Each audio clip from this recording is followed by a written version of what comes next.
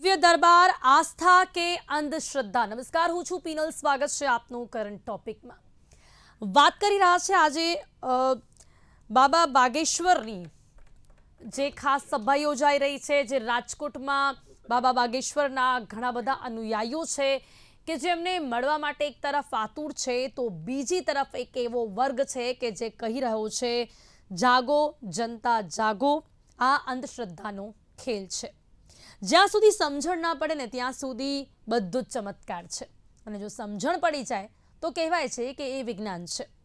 શ્રદ્ધા અને અંધશ્રદ્ધાની વચ્ચે એક બહુ જ પાતળી ભેદરેખા હોય છે, જેને ઘણી વખત સમજવામાં લોકોને ભૂલ થતી હોય છે। અને આજે ફરી એક વખત એ જ પાતળી ભેદરેખા ઉપર સવાલ ઊભો કર્યો છે। ફરી એક વખત ગુજરાતમાં એક મોટી ચર્ચા છેડાઈ ગઈ છે, જ્યારે રાજકોટમાં બાબા ધીરેન શાસ્ત્રી દિવ્ય દરબાર યોજવા માટે જઈ રહ્યા છે। તો એક વર્ગ એવો છે કે જે આ સનાતનની શક્તિ છે એવું કહી રહ્યો છે, જ્યારે બીજો વર્ગ કહી રહ્યો છે કે આ અંધશ્રદ્ધાનો ખેલ છે। વિરોધીઓનો એવો દાવો છે કે ભીડમાં પોતાના જ માણસો બેસાડીને આ ચમત્કારના નાટકો થતા હોય છે। બાબા ધીરેન શાસ્ત્રી વિશે કદાચ જેટલા પણ લોકો અત્યારે સાંભળી રહ્યા છે તે બધા જ જાણતા હશે। ઘણા ચમત્કાર તેમના દ્વારા કરવામાં આવ્યા હોવાના દાવાઓ છે। તેમના દરબારમાં લોકો દૂર દૂરથી આવતા હોય છે, હજારોની સંખ્યામાં લોકો જોડાતા હોય છે, લાઈનમાં ઊભા રહેતા હોય છે, એમના દરબારમાં જવા માટે આતુર હોય છે। ત્યારે જ્યારે રાજકોટમાં આજ દિવ્ય દરબાર યોજાવા જઈ રહ્યું છે, ત્યારે વિજ્ઞાન સાથે જોડાયેલી સંસ્થાઓ જેમના દ્વારા દાવો કરવામાં આવી રહ્યો છે કે જે ધીરેન શાસ્ત્રી છે તેઓ અંધશ્રદ્ધાને વધુ પ્રોત્સાહન આપી રહ્યા છે।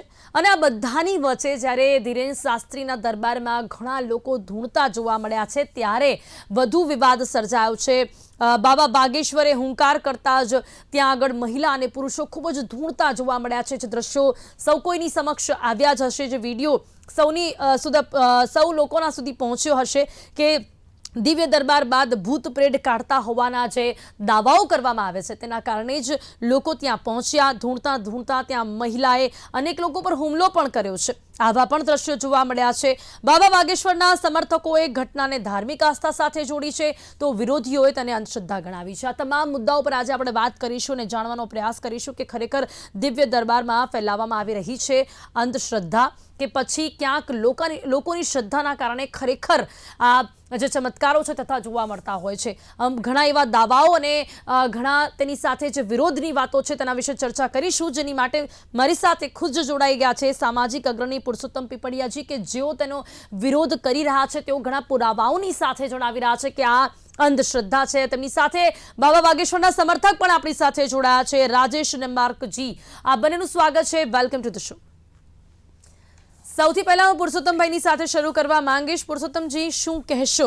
રાજકોટમાં બાબા ધીરેન્દ્ર શાસ્ત્રી નો જે દિવ્ય દરબાર યોજાવી રહ્યો છે, જે રીતે લોકો ત્યાં જોવા મળી રહ્યા છે, જે રીતે લોકો તેમના દિવ્ય દર્શન કરવા માટે પણ પડાપડી કરતા હોય છે, અને વિડીયો જે અમે લોકો જોઈ રહ્યા છે, લોકો ધૂણતા જોવા મળી રહ્યા છે, અને સૌ કોઈના મનમાં એ વાત કે જે ભૂત પ્રેત છે તેઓ ભગાવી દેતા હોય છે, અને ઘણા ચમત્કારો થયેલા છે। આ બધાની વચ્ચે આપ જે કહી રહ્યા છો, કયા બેઝ ઉપર કે જે બાબા ધીરેન્દ્ર શાસ્ત્રી છે તેઓ અંધશ્રદ્ધા ફેલાવી રહ્યા છે?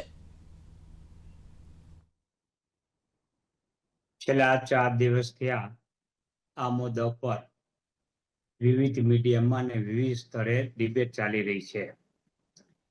આ રેક ડિબેટની અંદર મેં કહ્યું છે કે જે હનુમાન ચરિત્ર અંગે જે કથા કરવામાં આવે છે, એક સનાતની તરીકે તેને હું આવકારું છું, અને ધર્મનો પ્રચાર અને પ્રસાર થવો જ જોઈએ। હું પણ ચુસ્ત સનાતની છું। મેં મારા સ્વયં ખર્ચે રૈયા સ્મશાનમાં શિવજીનું મંદિર બાંધ્યું છે। મેં અનેક ધાર્મિક જે ભાગવત સપ્તાહો છે એમાં દાન પણ આપ્યું છે, અને હું અનેક ધાર્મિક કાર્ય કરી રહ્યો છું, જે મારા સોશિયલ મીડિયામાં આપને જોવા મળશે। એટલે સનાતન છો કે નહીં અને ચુસ્ત સનાતનની છો કે નહીં એ મારે સાબિત કરવાની જરૂર છે નહીં। પહેલી વસ્તુ, મેં બાબાના હનુમાન ચરિત્રની કથા પર ક્યારેય વિરોધ કર્યો નથી। પણ હનુમાન ચરિત્રની કથા પાછળ જે હમ. દિવ્ય દરબાર લગાડવામાં આવે છે, હમ. આપણે જોયું છે 2 દિવસની હનુમાન ચરિત્રની કથા હતી, એમાં હનુમાનના ગુણગાન કેટલા ગાયા, હમ. એના ચરિત્ર વિશે કેટલી વાત કરી. હમ. તો તમે આખા 2 દિવસનું જુઓ તો અડધી કલાક હનુમાન ચરિત્ર ઉપર બોલ્યા નથી. હમ. માત્ર ને માત્ર બીજા વિષય પર બોલ્યા, જે ન હમ. બોલવું જોઈએ. હમ. હમ. હમ. ઝેર ફેલાય એવું વાતાવરણ ઊભું કરવું જોઈએ નહીં. કેવા એ વિષયો પર વિશે વાત કરી? શું આપણે કંઈક પુરુષોત્તમજી આપણે કંઈક જાણી શકીએ છીએ કે કેવા વિષયો પર હું તેમના દ્વારા પૂરું વાત કરી કરી? લઉં. હું પૂરું જી કરી લઉં. જી જી પ્લીઝ. હા, એટલે અ, અ, મારું કહેવાનું એટલું જ હતું હમ. કે આ ડાકીની સાકીની પિચાસીની ધૂણાઓમાં આવે છે હમ. કે ચિઠ્ઠી ચબરખી નાખવામાં આવે છે હમ. કે કોઈ પણ જાતની તબીબી ડિગ્રી વગર હમ. સારવાર કરવામાં આવે છે. એ મારી દ્રષ્ટિએ છે એ ઢોંગ પાખંડ છે. આ સિવાય અમારો કોઈ વિરોધ નથી. ઓકે, એટલે આપનું માનવું છે કે જે પાછળ જે દરબાર યોજવામાં આવે છે એમાં જે કંઈ પણ થતું હોય છે તેનો વિરોધ કરવામાં આવી રહ્યો છે. સનાતન એની તરીકે આલોચના કરીએ છીએ. જી જી જી બિલકુલ. ઓકે, હવે એના કારણ પર વધુ વાત કરીશું, પરંતુ પહેલા આપણે રાજેશભાઈ સાથે વાત કરીએ. રાજેશભાઈ, મને એ જાણવું છે કે એ દિવ્ય દરબારમાં આપ ગયા છો, આપે જોયું છે શું થતું હોય છે, કેવી રીતે લોકો આવતા હોય છે, ચમત્કાર કે જેના કારણે ઘણા લોકો જે બાબા ધીરેન્દ્ર શાસ્ત્રી છે તેમના શિષ્ય બની ગયા છે, કેવા ચમત્કારોના કારણે? રાજેશભાઈ જી. રાજેશભાઈ, મારો અવાજ આપને આવી રહ્યો છે? હાજી હાજી. જી રાજેશભાઈ, શું કહેશો? કઈ રીતે લોકો તેમના શિષ્ય બની રહ્યા છે? દિવ્ય દરબારમાં કેવા ચમત્કારો આપને જોવા મળે છે? ચમત્કારો તો ન કહી શકાય કે જે આપણી ભાષામાં ટૂંકમાં જો આપણે વિશ્વાસ હોય ઈશ્વર ઉપર અને ભગવાન ઉપર, તો પછી આપણે એને સ્વીકારવું જોઈએ. આપણે તમે જ છો મેડમ, તમે કોઈ પણ ભગવાનને તમે ઘરે જાગીને પ્રાર્થના કરો છો કે નથી કરતા? હમ. હમ. આપણે ધૂપ દીવા કરતા હોય ને, તો કેમ માનો છો તમે? ભગવાન કોઈ જોયા છે અત્યાર સુધીમાં? કોઈ નથી એટલે જોયા. એટલે બાબા ધીરેન્દ્ર શાસ્ત્રી ને ભગવાન સાથે કમ્પેર કરી રહ્યા છો આપ? ના, ભગવાન સાથે હું નથી સરખાવી રહ્યો. હમ. ટૂંકમાં એમની પાસે કોઈ પણ દેવી શક્તિ હોય, કોઈ હમ. પણ હનુમાનજીની શક્તિ હોય કે જે કઈ XY જોડે, હું ત્યાં ગયો, મને કોઈ ખબર નથી કે મારો વારો એમાં આવશે તો મને બોલાવશે. હમ. હું કોઈને જાણતો નથી. હું વિછિયા ગામે રહું છું, રાજકોટ જિલ્લાનું વિછિયા ઓકે. ગામ. હમ. ત્યાંથી હમણાં જ રહેવા આવ્યો છું. મારા વાઈફ અને મારા બાબાની બેબી, એ બંનેને જવું હતું. એ મને કહે તમે ઉતારી દો અમને ત્યાં સુધી. મેં સારું, હાલો હું તમને ઉતારી દઉં. હું ભાગેશ્વર ધામને માનું છું, હનુમાનજી અમારા ઈષ્ટદેવ છે. ઓકે. એટલે મને પછી હું એને ઉતારી દઉં. હું નીકળી ગયો તો સર્કલ પાસે જઈને મને પાછો વિચાર આવ્યો કે ભાઈ લાલને હું જાઉં, કીધું ખાલી જોઉં તો ખરો કઈ રીતનું છે એ કીધું.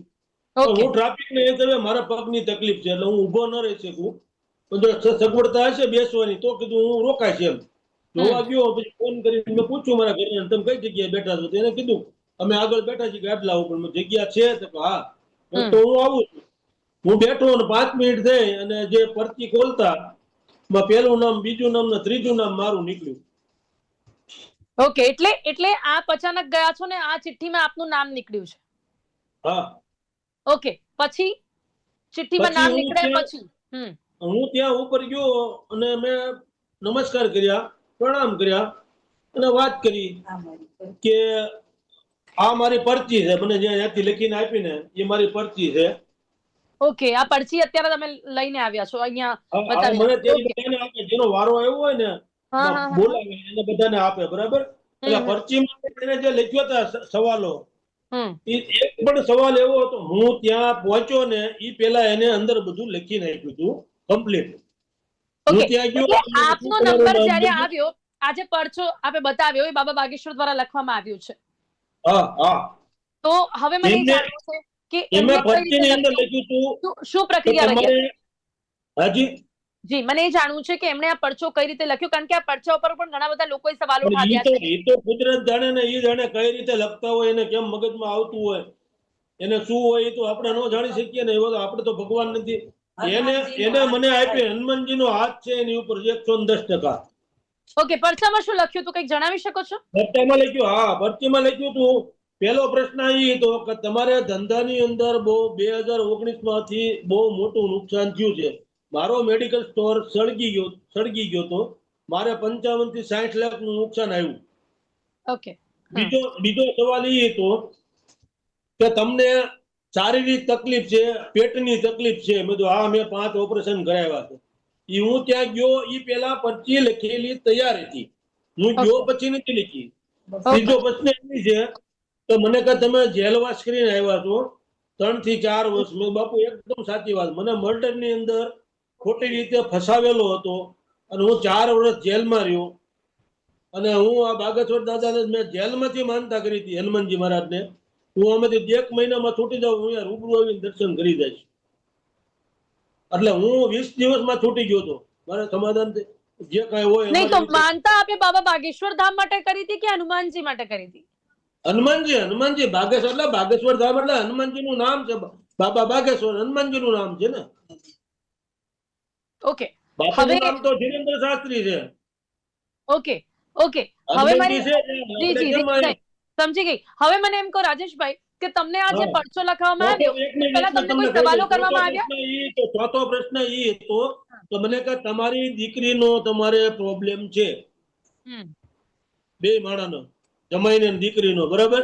એ પ્રશ્ન એને ક્યાંથી ખબર હોય મારા ફેમિલી પ્રોબ્લેમ ની?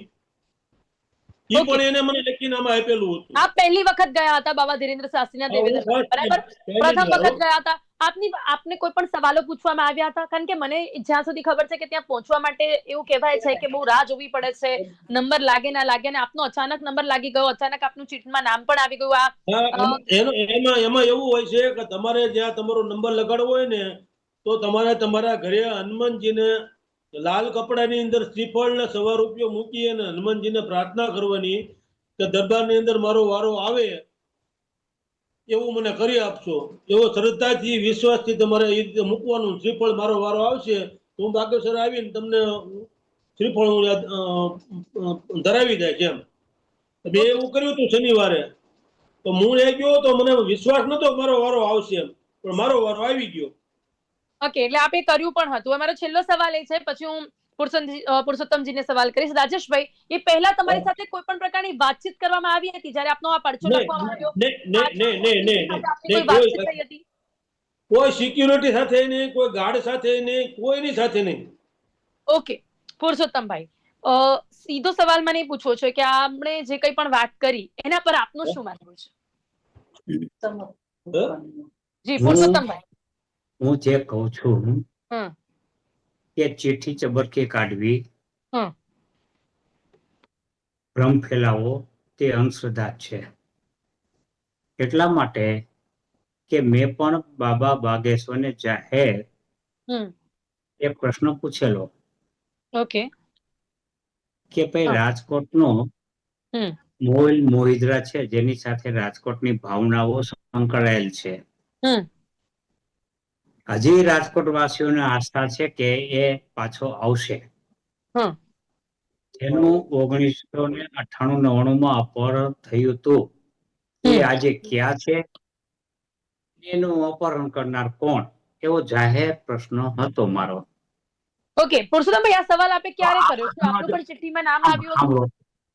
બેન, જો આ પ્રશ્નનો જવાબ આપ્યો હોત મને, અથવા ત્યાં મને આવવા દેવા માટે રોક્યો ન હોત અને આ પ્રશ્નનો જવાબ આપ્યો હોત તો હું બાબાના જે કાંઈ અસ્તિત્વ છે, જે કાંઈ દિવ્ય શક્તિઓ પોતાની પાસે છે એવું માને છે, અને એની જે કાંઈ શક્તિઓ છે એને હું સ્વીકારે, એને સાષ્ટાંગ દંડવત પ્રણામ કરે. એટલું જ નહીં, એના પ્રચાર ને પ્રસારમાં હું સહયોગ આપે. આ મારો અનુભવ છે. સૌના અનુભવો હોય છે. એકબીજાના અનુભવ સાથે સહમત થવું જરૂરી હોતું નથી.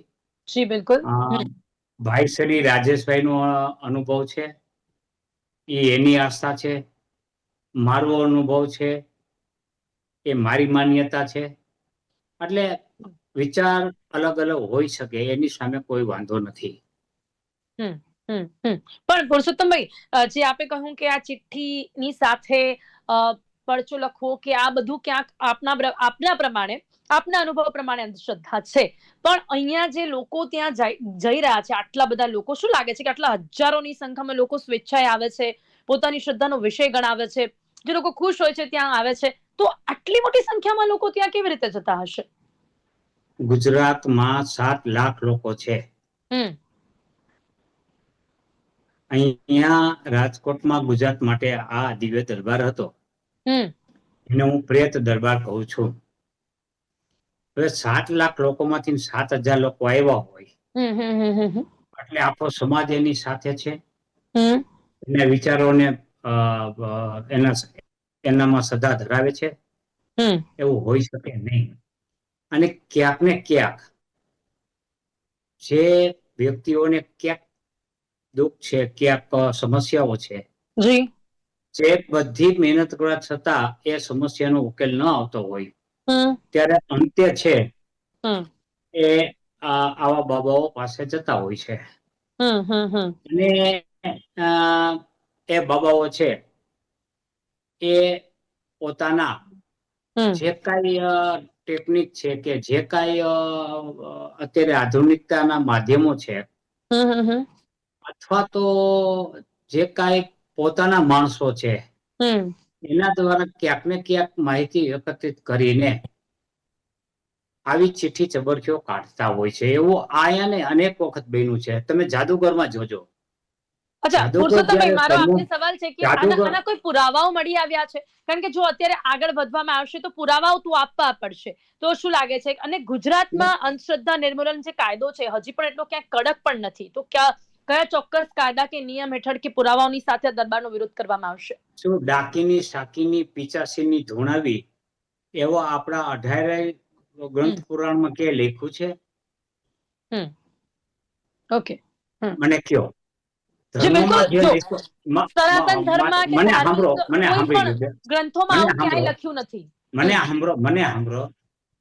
ધર્મની અંદર જે લખ્યું છે આપણા ગ્રંથ પુરાણમાં, એની એક લીટીનો મેં વિરોધ કર્યો એવું મને બતાવો, કે એની આલોચના કરી એવું બતાવો.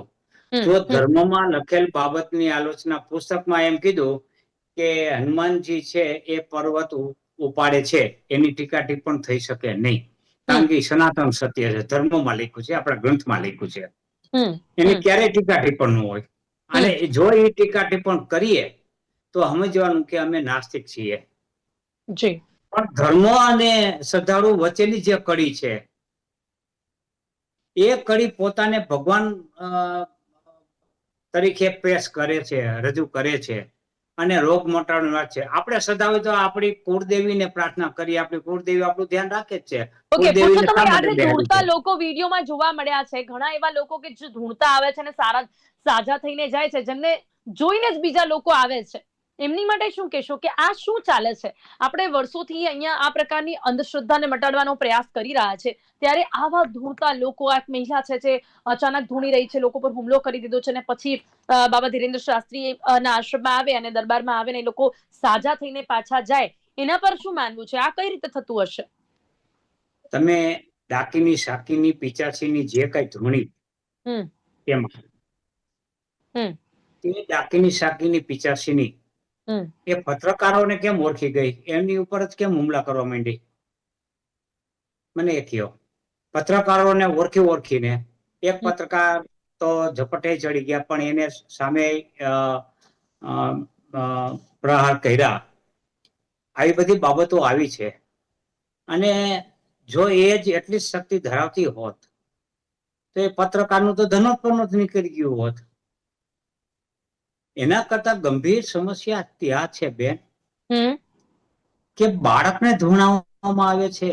જે બાળકનું આપણે ઉજ્જવળ ભવિષ્ય તરફ લઈ જવાના છે, આપણે તાંત્રિક બનાવવાના છે એ બાળકોને, કે આપણા બાળકોને આપણે વૈજ્ઞાનિક તરફ, અભિગમ તરફ લઈ જવાના છે, આપણે પ્રોફેશનલ બનાવવાના છે. પણ પુરુષોત્તમભાઈ, આ લોકોનો તો દાવો એવો છે કે આ બાબત છે એ ચિંતાજનક છે અને એ થઈ રહી છે. પુરુષોત્તમભાઈ, પણ આમનો દાવો તો એવો છે કે બાળકો કોઈ પણ ગ્રંથમાં ધૂણવાનું લખ્યું હોય તો મને બતાવો. એ લોકોનો દાવો તો એવો છે કે આ બાળકો ધૂણે છે ભૂત પ્રેતના કારણે, અને બાબા ધીરેન્દ્ર શાસ્ત્રી તો પણ એમને ત્યાં સાજા કરી દે આગળ- છે. આ લોકો તો એવો દાવો કરે છે ને. મને હું એમ કહું છું, ઓઢાળી મેડમ, ગ્રંથ પુરાણમાં પરસોત્તમભાઈને ધૂણવાનું કહો ક્યાં અને લખ્યું છે? તમે છે ને ક્યારેક શનિવારે સાળીંગપુર જાઓ અને ત્યાં જુઓ કેવા ધૂણે છે ને, એ કઈ સમજતા નો ધૂણતા હોય ને. સાળંગપુરમાં જે હા, હા, હનુમાનજી ના, છે, ના, તમે એના પાડા નામે નાખો, ત્યાં સ્વામીઓ નથી ધૂણતા. એના નામે સ્વામીઓ ધતિંગ કરે છે. હે? હનુમાનજી નથી કહેતા તમે ધૂણો. એમને હનુમાનજી કહેતા જ સાળંગપુર નથી કેમ તમે ધૂણે ધૂણો. છે બધા? આ સ્વામીજીઓ છે એ ધૂણાવીને જે સ્વામીજીની રીતે વાત બાબા બાજુમાં બાગેશ્વર રાખો, કરે હું છે તમને એ રીતે example સ્વામીજીઓ આપું. કરે તમે છે. સાળંગપુર તમે બેયમાં જુઓ કોઈ તો ફેર ક્યાં? નથી. બેયમાં કોઈ ફેર નથી. હે? નહીં, એટલે પુરુષોત્તમભાઈ એવું કહી રહ્યા છે કે ત્યાં પણ ધૂણતા જે લોકો છે એનો વિરોધ તો એમને ત્યાં પણ છે કે આ આપણ તો હવે નાસ્તિક ગણાય. વિરોધ, ધર્મનો વિરોધ કરતો હોય મને નાસ્તિક હોય, બીજું કઈ ન હોય. મને જો મારી ફરી એક વખત દ્રષ્ટિ કહીશ, પ્રમાણે, મારા મત પ્રમાણે હું એટલું કહું છું. રાજેશભાઈ, અહીંયા વાત એવી છે ને કે બધા પોતપોતાના અનુભવો કહી રહ્યા છે, એટલે આપણે કોઈ પણ રીતે વ્યક્તિગત પ્રહાર નહીં કરીએ. અહીંયા એ એમના અનુભવો છે, એમના એમ વિચારો છે. નથી, આપ આપના વ્યક્તિગત અનુભવો એટલે એનો જણાવો, ભાવ અર્થ આપના થઈ ગયો. વિચારો જણાવો. એ પણ આપણે રિસ્પેક્ટફુલી વાત કરશે ને આપ પણ એમના વિચારોને રિસ્પેક્ટફુલી આન્સર કરશો. એની વાત તો ઈ છે કે એને એમ કીધું કે પંડાલની અંદર 5-7 હજાર માણસ હતું, 5-7 હજાર માણસ નતું. તમે ત્યાં આવ્યા હોય ને જોયું હોય ને તો ખબર પડે પંડા કેટલું માણસ હતું. ઓકે રાજેશભાઈ, પુરુષોત્તમભાઈ જી. બેન, પંડાલ જે મંડપ હતો એની સાઈઝ જોઈ લ્યો. હમ કોઈ પણ વ્યક્તિને બેસવા માટે 3x3 ફૂટની સાઈઝ જોઈએ. હમ 1 એકરમાં મંડપ હોય, 1 એકરમાં, ત્યારે 5000 માણસો બેસી શકે. તમે મંડપની સાઈઝ જોઈ લ્યો, પછી એની જે જવાનો રસ્તો ને એ બધું એડ કરો હમ તો તમે એ ગણતરી કરશો એટલે 5 થી વધે નહીં. અને એમાંય 70% તો બિન ગુજરાતી હતા, અહીંના હતા જ નહીં રાજકોટના. તમે ઓડિયન્સને તો લુકઆઉટ કરો કે ઓડિયન્સ કઈ પ્રકારનું હતું. એટલે આ બધી બાબતો છે ને ખોટી ભ્રામક રજૂ કરવામાં આવે છે. એવું છે નહીં કે લાખો માણસો ભેગું થઈ ગયું. બોલવામાં સારું લાગે, પણ વાસ્તવિક તમે પંડાલની સાઈઝ આજ પણ તમે જોઈ શકો છો. 5 હાથ થાય, એનાથી કઈ લાખો ન થઈ જાય. પુરુષોત્તમભાઈ, મને ફરી એક સવાલ સીધો કરવો છે કે આ ધૂણતા લોકો જાતે ધૂણતા હોય, એમને શું લાગતું હોય, કેમ આવું થતું હોય, કે પછી આ પણ ક્યાંક અંધશ્રદ્ધાને ફેલાવવા માટે પોતાના જ અંદરના લોકો હોય? શું હોય છે આપની મતે? શું લાગે છે? કારણ કે આટલી મોટી સંખ્યામાં નાના નાના બાળકો ધૂણી રહ્યા છે, કેટલી મહિલાઓ ધૂણી રહી છે, ન માત્ર આ જગ્યા ઉપર, આ બાબા ધીરેન શાસ્ત્રીનો દિવ્ય દરબાર જ્યાં પણ યોજાય છે ત્યાં આવી જ રીતે ધૂણતા લોકો આપણને જોવા મળતા હોય છે. તો શું હવે પોતે જ કે તમે ધૂણો ને પછી સાજા કરી દે, કે પછી આવા લોકો માનસિક રીતે કંઈક એવા હોય અને એટલા માટે ત્યાં ધૂણતા હોય ને પછી બાબા કંઈક સાજા કરી દે? એના પર આપનું શોર્ટમાં શું આન્સર છે? 2 પ્રકાર છે. એક તો માનસિક જે નબળા હોય એને ધૂણ આવે. તમે કોઈ દી ડોક્ટરને ધૂણતા જોયો? એન્જિનિયરને ધૂણતા જોયો? વૈજ્ઞાનિકને ધૂણતા જોયો? ડોક્ટરના બાપા ને એન્જિનિયરના બાપા ધૂણે છે, એ તમે જોયું નથી. પેલા હું વચ્ચે રાજેશભાઈ, રાજેશભાઈ આપ બોલો છો ત્યારે હું વચ્ચે એક લીટી બોલતો નથી. જી, ઓકે ઓકે, નાનો માણસ છું ભાઈ, હું તમારે જેવું મોટો પત્રકાર નથી. જી પુરુષોત્તમભાઈ જી. હું પત્રકાર નથી, હું આપના જેવો એક આલોચક છું, પત્રકાર જી જી, નથી. પ્લીઝ આપણી પાસે સમય ઓછો છે. પુરુષોત્તમભાઈને મને સાંભળી લેવા દો. રાજેશભાઈ, પછી હું તમારી પાસે આવું છું. રાજેશભાઈ, હું તમારી પાસે આવું છું અંતમાં. પુરુષોત્તમભાઈને આપણે સાંભળી લઈએ આન્સર, પ્લીઝ. એટલે એક તમે કોઈ દી જોયા આ લોકોને ધૂણતા?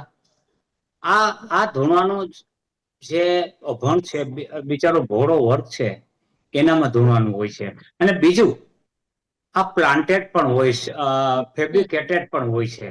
આવું આપણે અનેક ઠેકાણે જોયું. સમોહન વિદ્યા જાદુગર કરે છે. ઓકે ઓકે, સમય ઓછો છે. પુરુષોત્તમભાઈ, પણ આ સાજા કેમ થઈ જતા હોય પછી? કઈ રીતે આ બાબાના દરબારમાં આવીને લોકો સાજા થઈ જતા હોય છે, જે આ લોકો દાવાઓ કરે છે?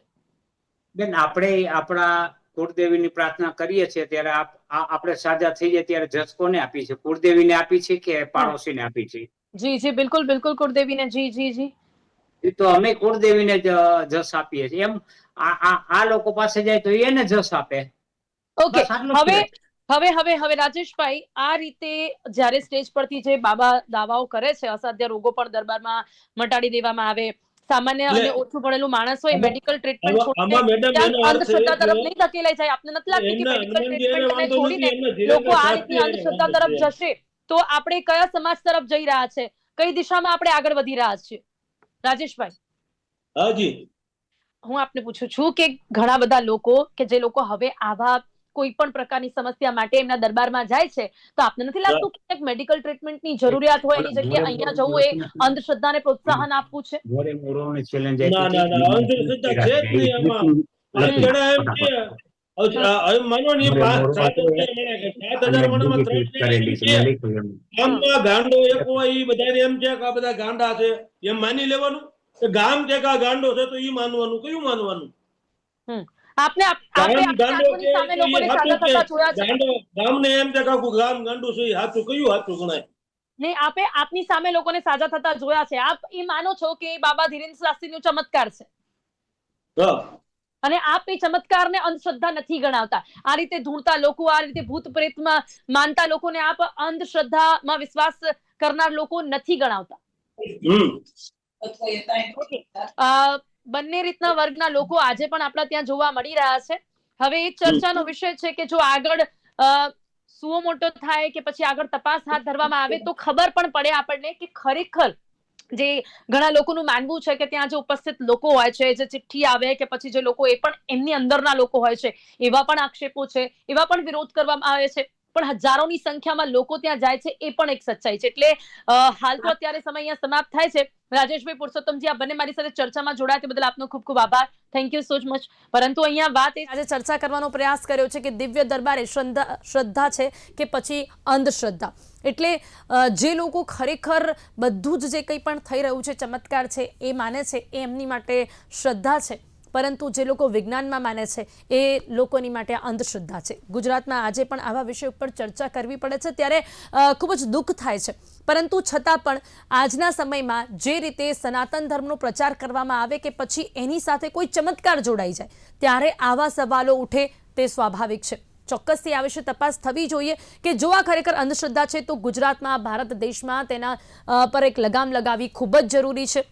અને જો ખરેખર આ ચમત્કાર છે તો આજના સમયમાં આ ચમત્કાર શક્ય છે તેના પર પણ વિચારણા થવી જોઈએ. કરંટ ટોપિકમાં અત્યારે બસ આટલું જ. ફરીથી મળીશું નવા વિષયની સાથે. ત્યાં સુધી રજા આપશો. નમસ્કાર.